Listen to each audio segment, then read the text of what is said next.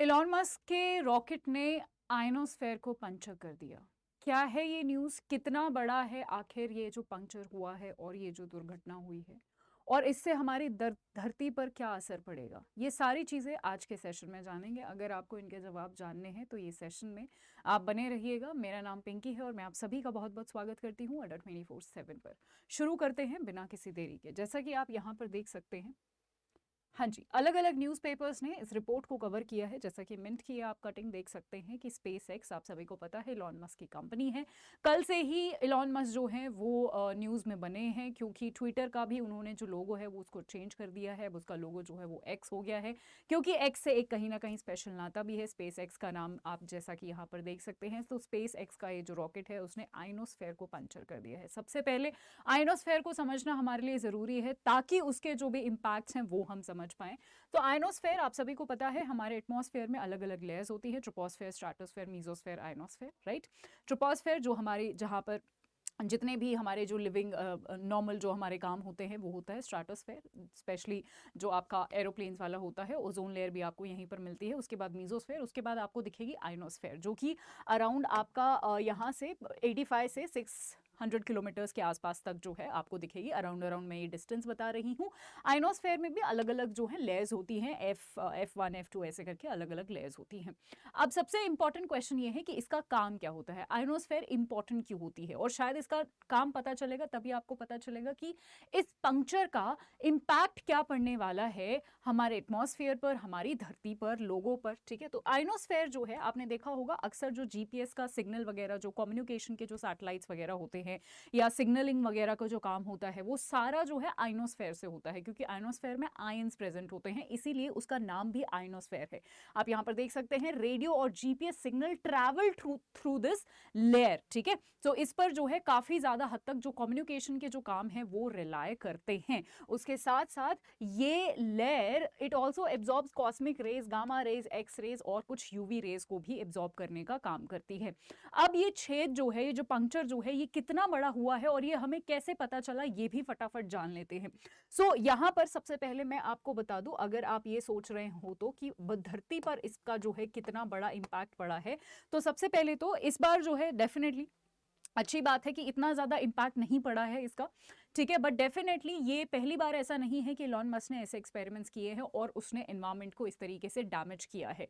तो डेफिनेटली अगर इसी तरीके से कोई ऐसा बड़ा हादसा हो जाता है तो डेफिनेटली वो बहुत बड़ा नुकसान भी कर सकता है, एनवायरमेंट को डैमेज कर सकता है, पृथ्वी पर कम्युनिकेशन पर ये सारे जो है असर पड़ सकते हैं, अगर इसी तरीके से अगर कोई हाई हमारा कोई बड़ा जो है इस तरीके से हादसा हो गया तो। ठीक है, अगर मैं इस पूरे स्पेस की, इस मिशन की बात करूं तो ये फाल्कन 9 रॉकेट को लॉन्च किया गया था। 22 स्टारलिंक सैटेलाइट्स का ये एक प्रोग्राम है, उसके थ्रू जो है इसको लॉन्च किया गया था। यूएस से जो है इसको लॉन्च किया गया था, आप यहां पर देख सकते हैं। पर ये पता कैसे चला और किसको पता चला और कैसे पता चला कि ऐसा हुआ है, तो ऐसा एक दृश्य हमें देखने को मिला था।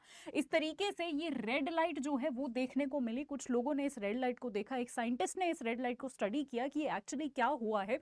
तब जाके पता चला कि ये फाल्कन 9 रॉकेट से जो है इस तरीके से आयनोस्फेयर में छेद हुआ है, जिसकी वजह से ये रेड लाइट हमें दिख रही है। ठीक है, सो इस फाइंडिंग से, इस फोटो से जो है ये पूरा जो डिस्कवरी हुई है, आई मीन टू से डिस्कवरी इन द सेंस कि ये जो इंसिडेंट हुआ है इसका हमें पता चला है। ठीक है जी, सो अगेन आप यहां पर देख सकते हैं, this is not the first time, ऐसा पहली बार नहीं है कि ऐसा हुआ है। तो ऐसे इस तरीके के एनवायरमेंटल डैमेजेस जो हैं स्पेस एक्स पहले भी कर चुका है।